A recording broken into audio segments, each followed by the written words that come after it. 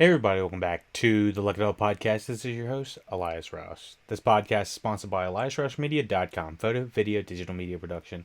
Today we're discussing The Boys 2019 television series. Not 2019, but the 2020 season 2. It's here. We already found it. You already know what it is. The boys. It's the boys. It's the boys. It's The Boys. Superhero, thriller, black comedy, drama, created and based on the comic book series uh, from Garth Ennis and Derek Robertson. I just found out that this is the same team as the guys that brought the 9-year Marvel Comics Punisher franchise, as well as working on Preacher and Hitman.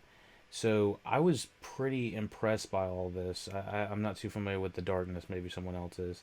But I was just like, God dang, this guy has a hell of a career of creating very memorable characters, especially in the superhero and anti-hero genre. Um, so this follows the eponymous team of vigilantes as they combat superpowered individuals who abuse their abilities. So this is not the Justice League. It's like the evil Justice League. And we're not following them, or we are following this quote unquote evil Justice League. I'm calling them the evil Justice League. They're the seven is what they're called in this. But we're following the guys that don't, or we're loosely following. We're following everybody, but we are rooting for the good guys, the boys. The boys are the ones that do not have the powers, and this is season 2 of the show.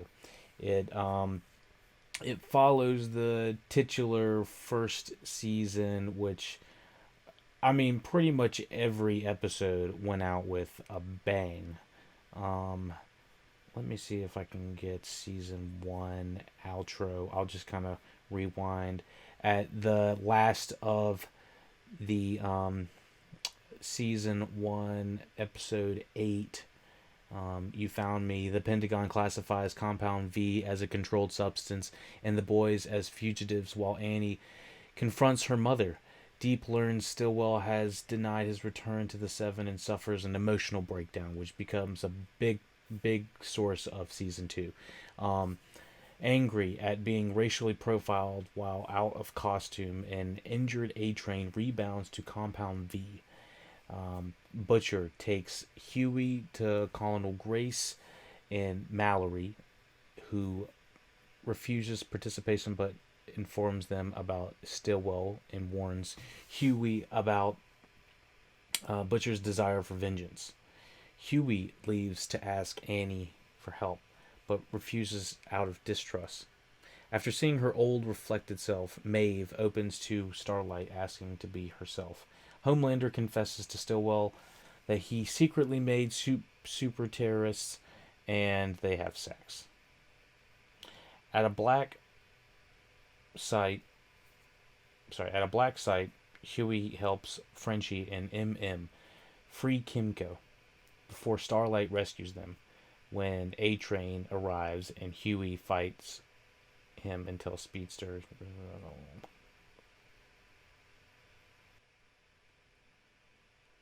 So after that explosive ending in season 1, crazy Homelander, crazy Butcher, everything's out of whack.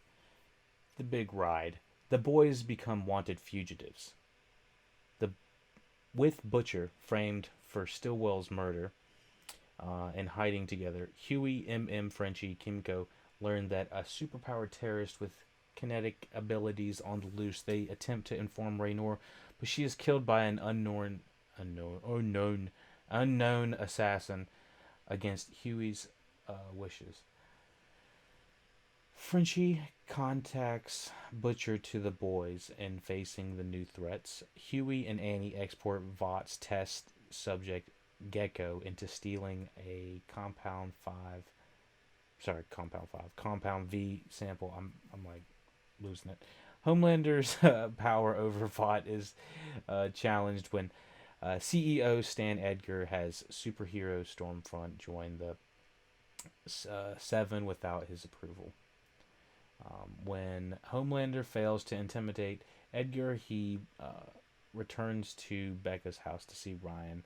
The Deep joins Alastar's Adna's Church of the Collective in an attempt to regain favor with the Seven.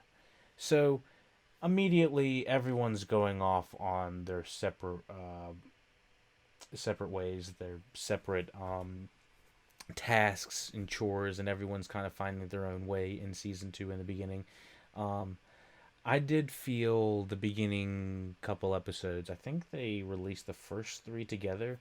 They worked, but they weren't memorable in a way that felt like I was like, this is like the best show ever. I feel like for some reason this show is just people are just like, holy shit, this is a great superhero show. It's like I think that the show is good, not great. It technically, I think it works on all cylinders.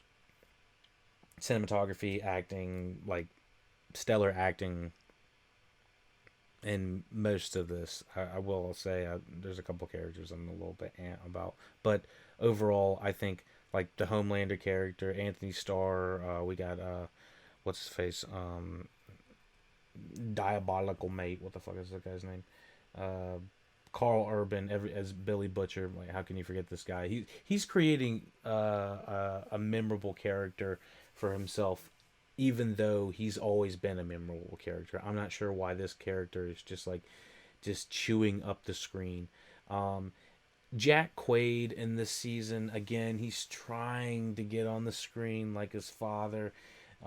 It's just like Dennis Quaid has just instantly so much more charisma on screen, and he's just instantly like a really good looking guy. And Jack is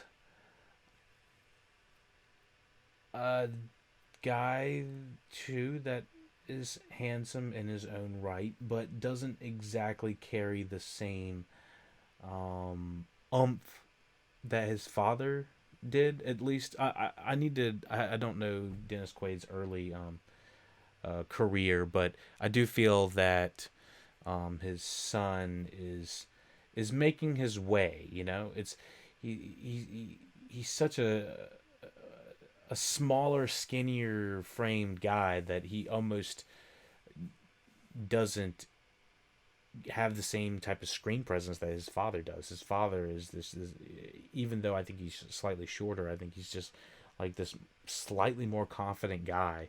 And clearly, Huey is not supposed to be that confident guy. Um, but we'll keep on going down the characters. Erin Moriarty as Starlight.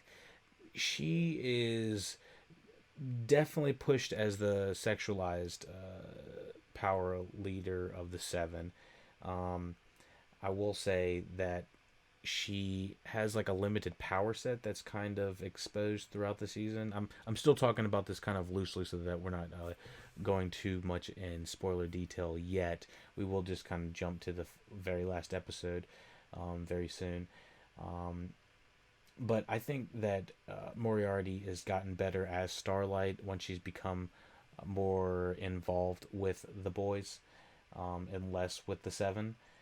Queen Maeve, Dominique McMargot, McElliot Gargote. I'm sorry, I fucked that out. Is Maggie Shaw, Queen Maeve.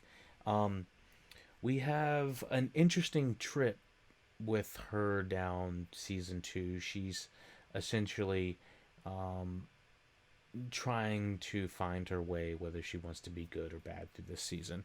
And I overall like Queen Maeve. Some of her power sets, like I said, kind of unexplained, and I'm not exactly sure if that's going to age well, or if it's going, sorry, not age well, but if it's going to work with everybody. Um, we have A Train. A Train kind of goes down the deep route in this season with Kevin Moskowitz as who is the Deep. The Deep is basically instantly picked up by this Church of the Collective, and they're supposed to be kind of like this loose take on Scientology and how Scientology is always picking up celebrities, similar to like Tom Cruise. You got the King of Queens wife. I forgot her name, and I think she actually got out. Um, Travolta. Yeah. Anyways, there's this big. It's not a conspiracy. I mean, they clearly go after higher powered names so that it looks good for them, and they kind of they make you sign off all of your shit to them, so you are in debt to this church. Um, but yeah, and apparently they make you cut off all these other parts of your life, and it's just like, oh my gosh, it's just like it's crazy because it's a satire, but it's like, or a parody. I'm not really sure if this is considered satire. I'm pretty sure this is considered satire, but uh, yeah, it's one of the most interesting pieces of media that I've watched in a long time. I'll say that, especially with regards of the product placement. I was actually talking to my mother about this, who's been involved in marketing for a very long time. I've never seen products put in such horrible light. I've never seen products clearly be put in places that make it look like they were the cause of the death or the responsibility of something terrible happening to a character. Like normally you always want to have your have your products in a good light, but I've never seen this kind of product placement, especially in this season. Just absolutely brutal. Frenchie, I love Frenchie's uh, exploration throughout this season.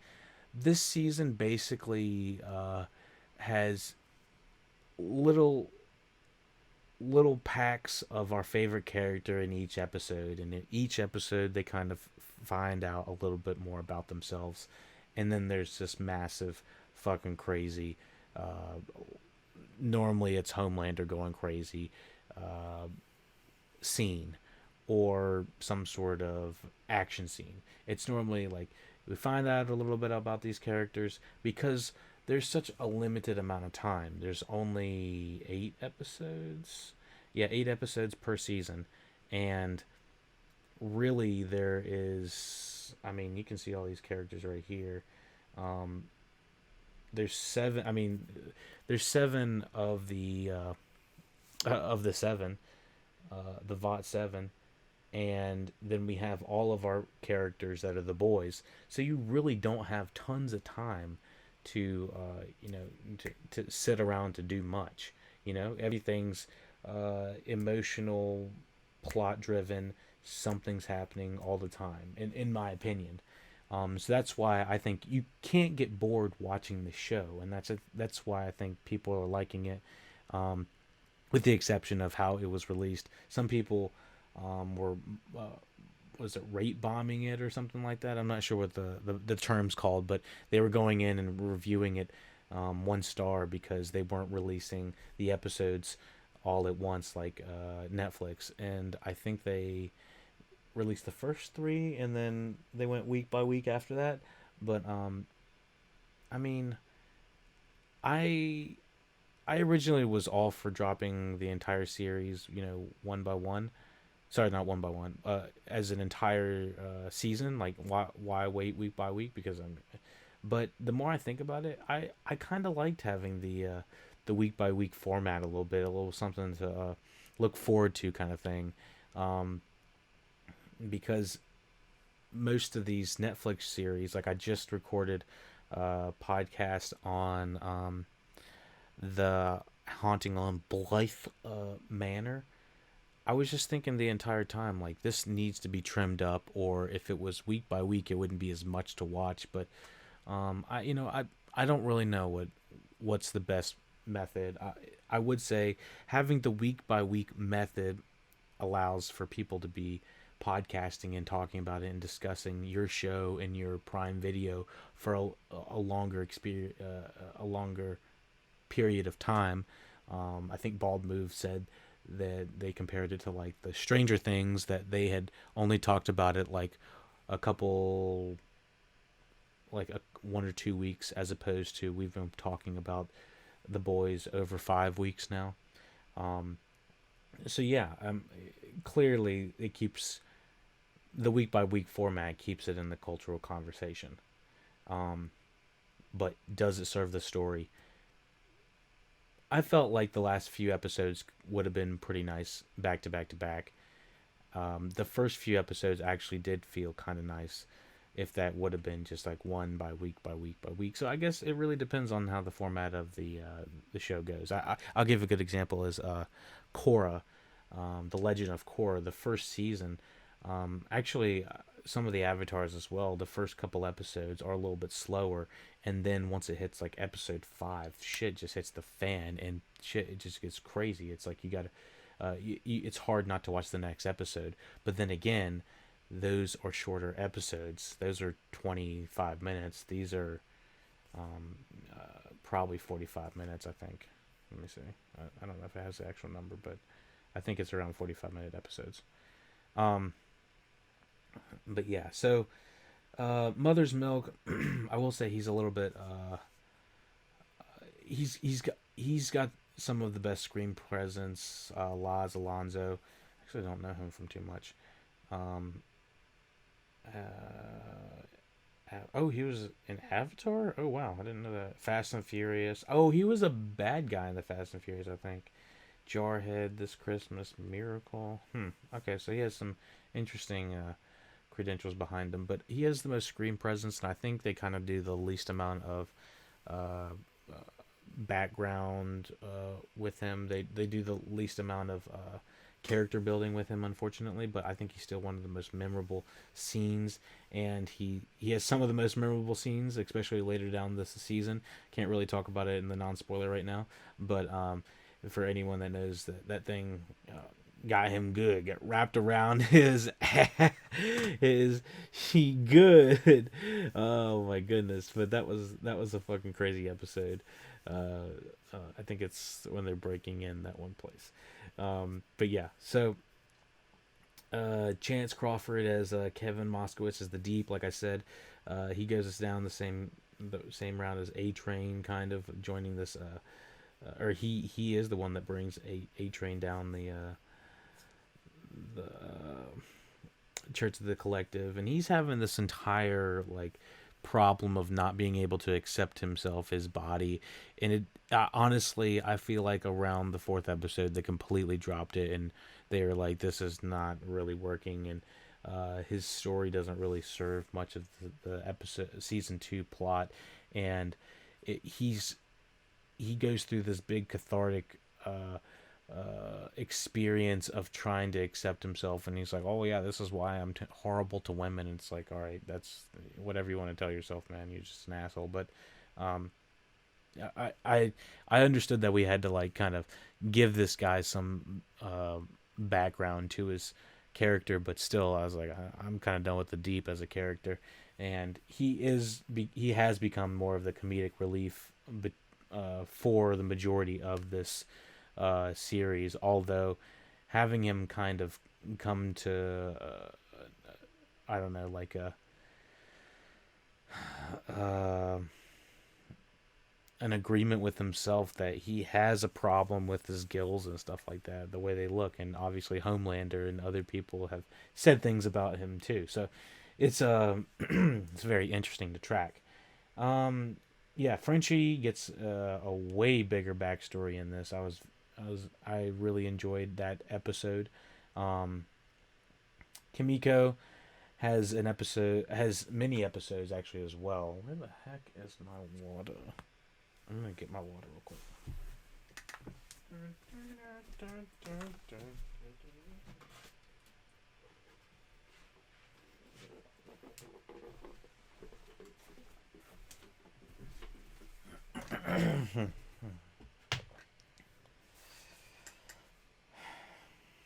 So, without getting too spoilery, sorry,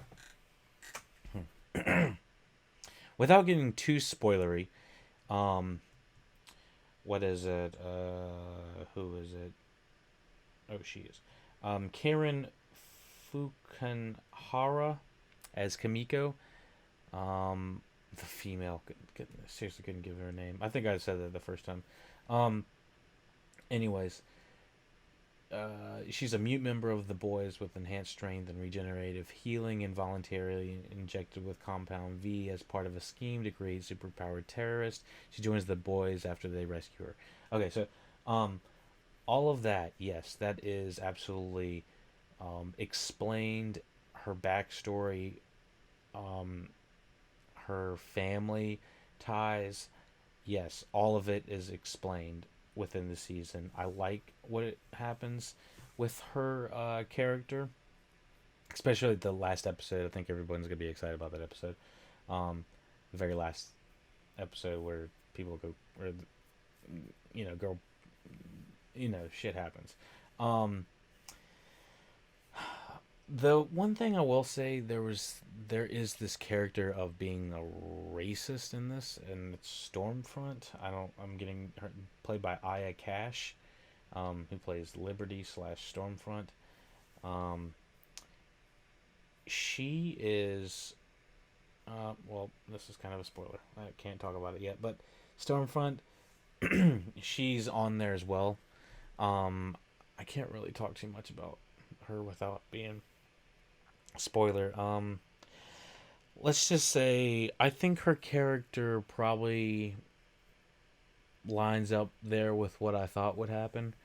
Um, yeah, I don't want to talk too much because it just happens too quick. All right. Okay. Let me see if there's anyone else. Okay, so in shown in the trailers is Giancarlo Esposito as Stan Edgar. As Stan Edgar. Is that a good Esposito impression? The CEO of VOT International and Stillwell's Superior. Um, yeah. So what was that? What was I saying? Okay, so he's shown in the trailers and stuff like that. Do not get excited to watch The Boys for Giancarlo Esposito. He is in it as much as the trailer shows him. You know, like he's in. I think he's in the trailer more than he's actually in the show. um, it was excellent portrayal by him. Always just need more of him, and I don't know why they. I guess I can't say too much without spoiling it, but I don't know. I like backstory. Let's just say that I like some backstory. All right, let's hop into spoilers because I feel like I can't talk about this anymore without jumping into spoilers. But overall, absolutely, if you like the season one, I don't know why you wouldn't be watching season two. That's probably why you're watching and listening to this. Um, yes, absolutely. I think that this should be watched if you haven't watched it. If you're one of those people who are like season one was a little bit too, it was too hard for me, man. It was just like really not nice, man, and that's about it, man. And so, if you thought that the boys was too dour, too raunchy, too irreverent, kind of just overall too violent, and just kind of uh, what feels like a band that is unabashedly loud and doesn't care what they sound like. That's what the boys kind of feels like as a show. Um, yeah, it doubles down on that. And so, if you aren't into that, then I don't know why you would continue any further. So, unless you're just interested in why everybody likes the boys, and I think I can tell you just because I can tell you, starting in spoilers now, the reason why people really like this show, I think, is because it's the show that has no problem with showing evil Superman character smushing a bad guy's head and having sex in the back of a dirty alley and being smeared with the blood of that dude's brains all over whoever he's having sex with. That's that's one of the title sequences, and I was just thinking that's entirely what this show feels like. It just feels like exactly like, why not be fucking bonkers? And that's what this show kind of goes for in a way. I I have a problem with how disgusting that is, but I also feel like, wow, they really went for it. It's like, what's the most disgusting thing that could probably happen right now? And that's exactly what feels like what generally happens. And so, within reason. Um, Hell, they even go to the lengths of showing the pornos of Soups, and I thought that was hilarious. I actually looked way down at the bottom and saw, well, talking about pornos way down at the bottom. It says soup porn. Look at this. In the spin-off section, yes, there's going to be a spin-off of The Boys, by the way. It says on 24th, spin-off, superhero, college, fast-track development, open rings.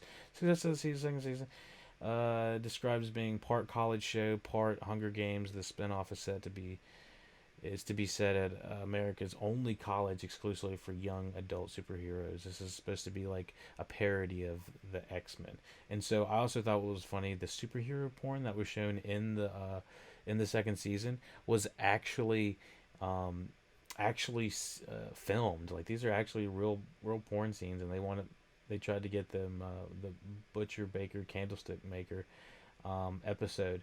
They wanted the soup porn to be it's registered to Sony, and it's Seth Rogen, Evan Goldberg, Anthony Starr, all these guys. They're trying to request them on Twitter to petition them to add the soup porn to Amazon Studios. That would be hilarious. That would mean potentially Amazon's in the porn business at this point. I mean, technically they already are if they're showing porn scenes. I guess, I don't know. Web series to be uploaded. That's the only thing I guess they weren't in at one point. I guess anything sells these days, right? Um, but anyways, season two. Let me hop into the very last episode real quick before I forget. Okay, so learning what I know. Butcher, Baker, Candlestick, Maker, Bloody Doors Off. What do we got to go now? A bunch of these were like Billy Joel references, I think, and they are found out because, or they're songs or something like that that Huey likes at one point because his mother left him at one point, and so we find this out at the very last second. So now we got some backstory to feel sorry for Huey even more than we do. I mean, come on. Uh, I don't feel sorry for Huey. I don't know why I don't feel sorry for Huey. I guess because of how fast. I feel like he moved faster than A Train to get over his girlfriend that literally got plowed through A Train when going like super fast. I still think about that first episode because I didn't see that happen in the trailer. Like Huey's girlfriend getting plowed through. I watched that first time. I was like, this is a disgusting fucking show. It was like he just fucking ran through Huey's girlfriend at the beginning of the season, and I was like, oh my gosh, it was Robin, and yeah, it's just like, what the fuck? I'm looking back now. He was offered $45,000. That's it? Are you fucking kidding me? Like, oh my gosh, it would take 45,000 to get the blood out of your eyeballs. Um, yeah, like it was insane. So, what was I talking about? What was I talking about this last episode? Before hopping in this last episode, I just want to say the new Stormfront character. I'm just the not. She's like the first. I think. What is it on Wikipedia? Entire her thing is blown. I don't know why this isn't like marked as a spoiler. Hold on. Aya Cash as Liberty Stormfront season 2. The first successful Compound V subject and member of the Seven with plasma-based abilities native to Nazi Germany, she holds supremacist views towards minorities and individuals without superpowers. Yeah, so she's kind of the Voldemort slash Hitler regime, I guess. Um, like she's like, she's not pure blood. Um, yeah, I was tired of Stormfront about the second or third time that we see her, and I kind of saw the thing about this season. I did feel like I was like, I'm feeling like I kind of see where this is going around the sixth or seventh episode. I felt like, all right, this is gonna happen, this is gonna happen, this is gonna happen, and I was a little bit wrong about Stormfront's demise. I thought Homelander was gonna end up like taking her out at one point, which would have been a lot, probably a little bit more intense, but uh, Ryan just, or laser fronts, or laser her fucking entire body is just brutal. Did not see that happening with his mother though. So, anyways, the racism was a little bit excessive, and it was like old school racism as well. Um, it was uh, it left a little bit of a bad taste in my mouth. Just every time she was saying some racist stuff, it just felt like unnecessary. Um, like just saying racist stuff to say racist stuff. I don't know. Like when people are normally racist, it feels like they're pissed off normally about something. Like uh, the racists were pissed in the 60s because people were going in and sitting at their restaurants or something like that. The racists were. Um, but like Stormfront was just going in and just fucking people up and saying racist, belligerent shit. So it just felt like the people hadn't done anything wrong or inherently wrong. Like obviously the people in the 60s, um, and I probably wouldn't be able to go in the white section either. So I probably would, I would have got kicked out as well. But what I'm saying is they were doing something. Like I felt like Stormfront was just blissfully racist to be racist just so that we have this character to hate. And I didn't inherently. I was like, yeah, I hate her, but no, I don't believe she's a racist. As in, not like I think I'm saying this a little bit wrong. Yes, obviously she's saying racist things. Yes, obviously she's saying hurtful things. But she's just walking in people's places and just like fucking people up and like randomly saying racist stuff versus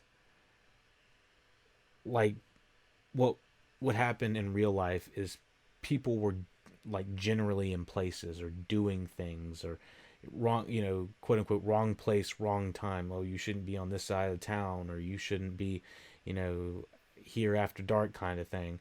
It's like they were doing things, but I felt like the things that the enemies of Stormfront were doing were never doing things. So I was just like, this character just feels like we need someone to hate. And so they are like, all right, so let's put her back in the Nazi age.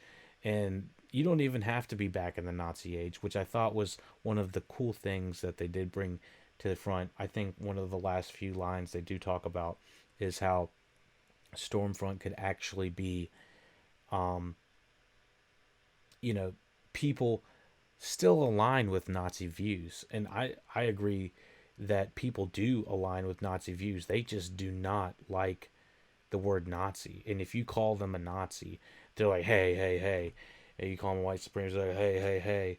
But if you're like, yo, you prefer not having people of color in your neighborhood that look like, me or look like, other people of color, you know, living around you and shopping around you and just living and cohabitating with you.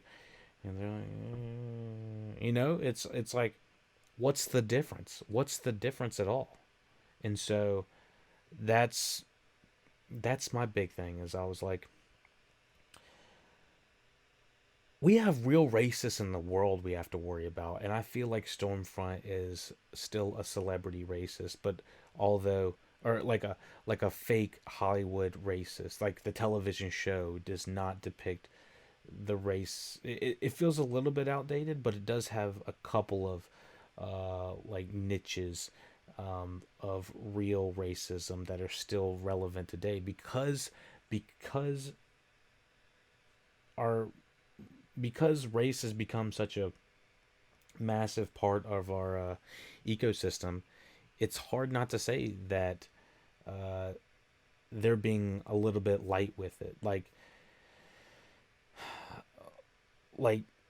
The Boys was shot a year ago, way before all of the George Floyd and all of the Black Lives Matter and protesting really started happening, which is pretty intense to say and pretty spot on when it comes to there's definitely these white supremacist views that are still very much in effect, and people like Giancarlo Esposito in these CEO positions are people of color that are actually still pushing this rhetoric through. And believe me, I've seen some of this shit. It's like, dude, you're at the top. You need to be stopping the racism, not spreading it. Um, that they're like, I see it, but I'm still making a buck. And so when you say that, it's just like, oh my gosh, it's like that's what it's come down to. So I didn't mean to get all twisted in it with when it comes to the Stormfront character, but I do feel that Stormfront overall, um, I what is her name? I what is her name? Aya Cash. She does an excellent job of being very despicable. I did think it was obvious that she was trying to lay with Homelander to the point where I was like, this guy's not feeling it like you are, and her her ideals of white supremacy did not flood into Homelander, even though he is a terrible, despicable human being and probably racist on the side. But it's just like weird to see like these different levels of racism. And when I was talking about all that earlier, that she would, she feels like a quote unquote fake racist, or not a fake racist. That sounds weird to say, like a fake racist. Is that even a real thing? Uh, when when she's written to say just randomly derogatory things about people of Asian descent, just to say it right in front of them and then kill them and then take their hands and just themselves like that. Like, I was like, all right, so you're saying some despicable things and doing some other despicable things to them, and it's just like it was hard to watch it. It becomes one of those things where this is one of those intense shows where they're gonna go crazy. They're gonna go hog wild. Like I said, they're gonna smash someone's head while they're having sex and revel in the blood. That's exactly what this show is. They're going to break someone's hands and then yell an obscenity to them, a racist obscenity. You know, it's that's what this kind of show is. Um, let's hop into the last episode real quick. People are gonna be like, "Holy fuck, are we ever gonna talk about the show?" All right, so what I know, learning from Becca and Ryan's capture, Butcher makes a deal with Edgar to help Vought reclaim him at Homelander's cabin. However, Butcher re, reneges on the deal and attempts to save them from Stormfront. When Stormfront attacks his mother, Ryan cripples her with his eye lasers, but accidentally kills Becca. Butcher forgives Ryan after the boy takes his side over Homelander, while Maeve uses the plane footage to force Homelander into not letting them go. With Stormfront's Nazi pass leaked, Edgar halts her plan to sell Compound V as the boys are cleared of all charges, and Annie is reinstated into the Seven. Adna also has an A train rejoin, but not the deep, before the assassin kills him. Ryan is taken in by the CIA. Huey gets a job with Newman, unaware she is an assassin. Okay, so throughout the series, people's heads were just literally pop, pop, pop, pop. You know, just pop, pop, pop. You know, and we're like, all right, what the fuck is going on? So originally, I think it was like episode 5, 4, I don't know, whichever one they infiltrate. Um, mm, I don't remember. I don't want to go to look through all of them. But anyways, whichever one they infiltrate the I think it was like this place that they were. God, you see, I guess this is what happens when I don't rewatch all of it week to week. Um, Homelander.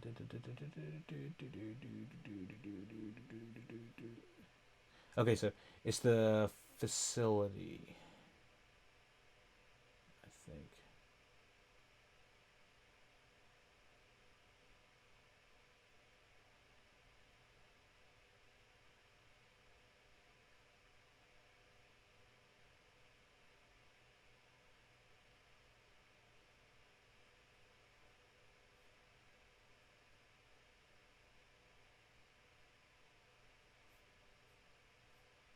Oh, I found it. Sorry, it was the psychiatric hospital, I believe. Okay. So, anyways, we're trying to figure out whose head's exploding this entire time. We find out at the very end it's fucking Newman. Newman. Should have known. Newman was popping the heads of everybody. Um, she killed everyone at the testimony, and I'm still befuddled about why she would want the people that were testifying against.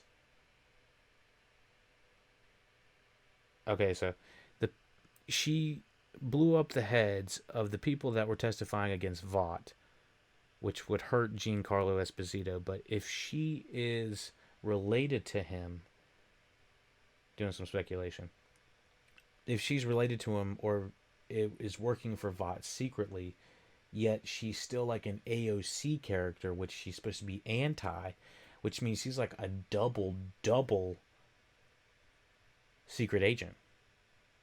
That's what I've come down to. I mean, that's the only thing that really makes sense to me. Like that's that's really the only thing that really makes sense to me at all. So, anyways, Huey getting a job with Newman, I'm all for, and I'm totally saw that coming from a mile away.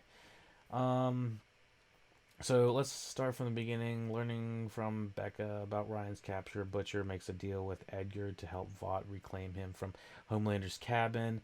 Yes, so we kind of get some like speedy dialogue between like what's it, uh, Becca and Ryan's capture.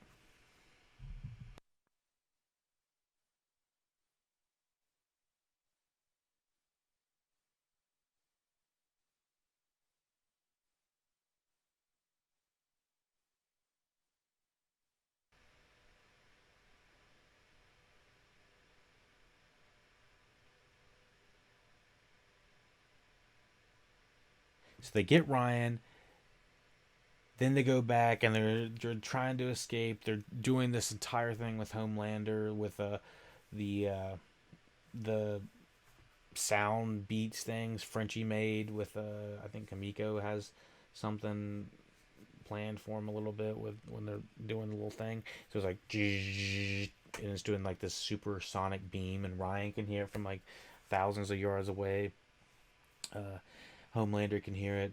When it played, I was like, this thing is going to blow my speakers. And I was like, I was like, my eyes or my ears. I was just like fucking losing my shit. But anyways, let me see. When Stormfront attacks his mother. Okay, so um, like Butcher doesn't give a shit. He's trying to like take out Stormfront, even though um, he went back on his deal. The SWAT team gets completely obliterated. We saw that happening from Homelander. Ryan cripples cripples Stormfront. Freaking Darth Vader's her ass, like fucking lights her ass up. But accidentally kills Becca, which I did not see coming. I saw that we were going to lose Becca somehow. I didn't know exactly if Ryan was going to do it, if Homelander was going to do it, but Becca sets Butcher to the side of the show and is basically, I'm going to die at this episode, so you need to take care of my son. And Butcher's like, okay, but yeah, I don't really want to do that, but okay. And like Butcher, oh my gosh, as soon as Ryan laser beams, like bzzz, like laser beams Stormfront and gets a little bit of his bomb, he's like, she's like, blah, blah, blah, like his bomb's just like fucking Dunskies, and Stormfront's like, and like it is fucking insane. Like she got busted, and Butcher, oh my gosh, dude, the guys, gals, whoever is watching, dogs, cats, grandmas, grandpas, oh my gosh, I was like, you better hold on to your shit, because Butcher is about to freaking go off. What was it? If Homelander didn't show up, like we saw Billy Butcher's like, it was like a tea kettle was like about to explode in his freaking head.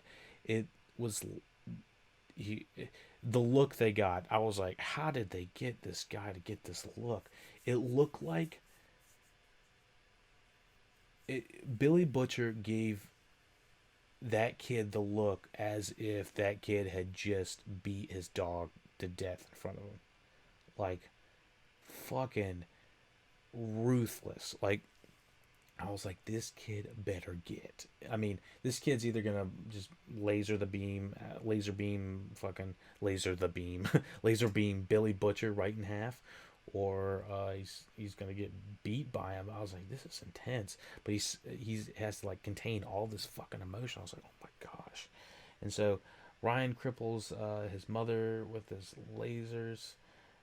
Sorry, cripples. He kills his mother with the lasers. Um, Butcher forgives Ryan after the boy uh, takes his side over Homelander, which was kind of quick. But I mean, when you have Homelander right there, it's like, what are you gonna do? You got two super powered ass people right there that are about to buck you up, and then Maeve just pops up kind of out of nowhere. So I kind of jumped the ship over the whole part of Stormfront and the Kamiko's Starlight battle. Everyone's gonna say something about this. Everyone's gonna be like, "Holy shit, this was the best shit ever!" And yes, it was fucking awesome. And I thought they killed the fuck out of Kamiko straight. I was like, "Can someone do that to my neck?" Um, that looked amazing. I was just like, she got yucked up. But what was it? Stormfront is not playing, and I was like, y'all did Kamiko kind of dirty, because I was like, she needs to get back at her for killing her brother. You know, his hands going and his thumbs going. You know, that type of thing. It was just like, what the fuck? Y'all couldn't let Kamiko have nothing. Although she did come back, and then all of the girls just straight girls get it done. Fucking awesome line and awesome scene. And you know, it was to the point where, you know, Stormfront, that's where she goes, and that's where Ryan eventually lasers her in the forest. And so yeah, that was a pretty awesome scene. Although, where did Queen Maeve come from? Like, how did was she following them? Can she hear everything? She has supersonic hearing or something like that. She just kind of comes out of nowhere. I was a little bit, just didn't know what was going on with that. Um, and she's using the plane footage to force Homelander to not letting them go. I'm just like, dude, this guy is so OP. Do you think he cares about security cameras? Like, he is literally jerking off on to the city after this entire season. I was like, do you think this guy gives a shit like about this plane footage? Like he can scare anybody. I mean, his assistant throughout the entire thing, I don't remember his assistant's name, but he was scaring her to death the majority of the time. Mostly played for effect, comedic effect, but it was still like very intimidating. I'm trying to find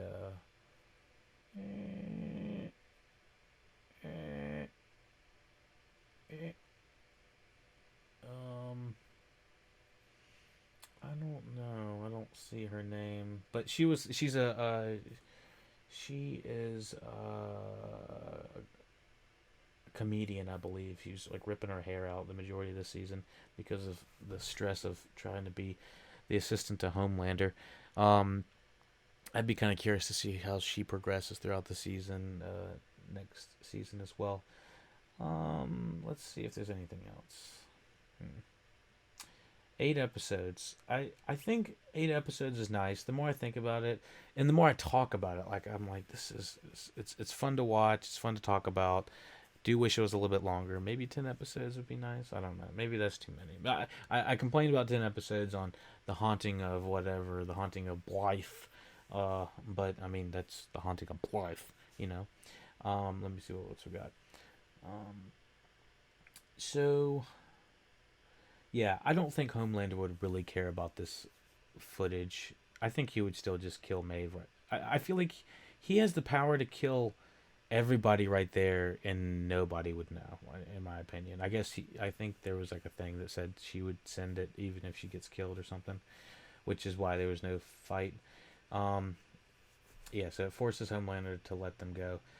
Stormfront's Nazi past leaked. Edgar halts her plan to sell Compound V as the boys are cleared of all charges, and Annie is reinstated into the Seven. So things kind of return to the status quo. I didn't talk about like the crazy product placement with like when Queen Maeve is subduing Black Noir, who has a very interesting you know, season two. I think we find out that he might have been one of those kids that were taken young and forced into the Compound V life, and we see him upset at one point. We see him also taking heads at one point. Really cool transitions and editing stuff going on with that.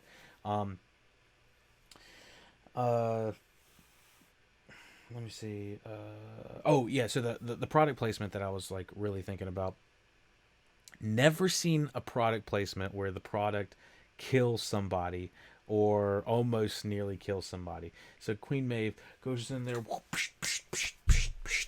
slaps a buck at him, puts him in his place after he's about to kill Annie, and Maeve grabs an almond joy, shoves it in his mouth, and then makes him close it and start eating it. And Annie's like, "What the fuck is going on?" And Queen Maeve is like, "He has a nut allergy."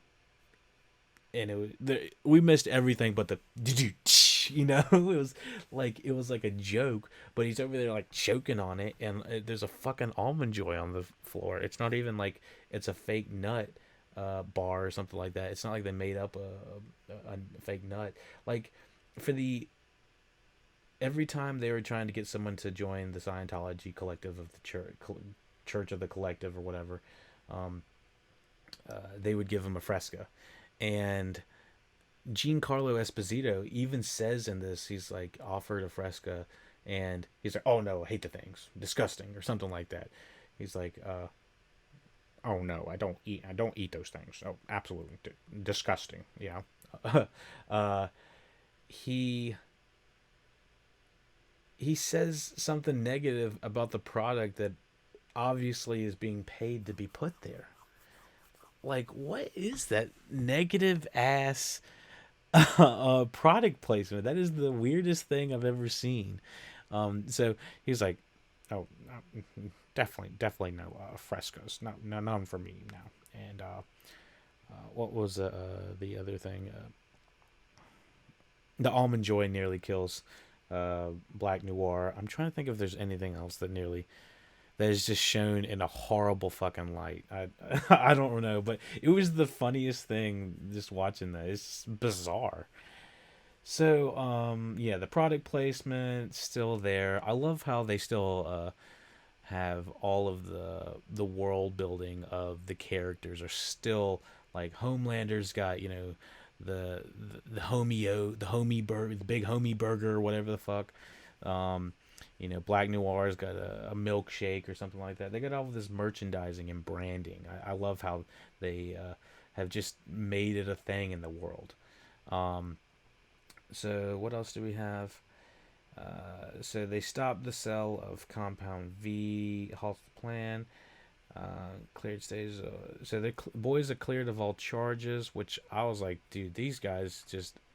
First of all, the majority of the season it didn't really feel like they were under like really intense watch. Although I feel like you would be in the furthest place you could, making the least amount of noise possible if you knew there was an evil Superman outside listening for your every move. I mean, I'm like looking out there right now for him now. I'm like, what the fuck? You know, I don't want that dude showing up in my place. Um, so yeah, let me see. So Adina also has. I guess that's the. I thought this guy looked like Hugh Jackman for the longest time. I thought it was Hugh Jackman for. I thought Wolverine was running the Church of the Collective. So he has A Train rejoin, but I mean A Train was pissed all about it because he had let he was pissed off because Stormfront was racist and so he leaked her shit. Um, yeah, among other things, he was pissed about the VOT situation as well.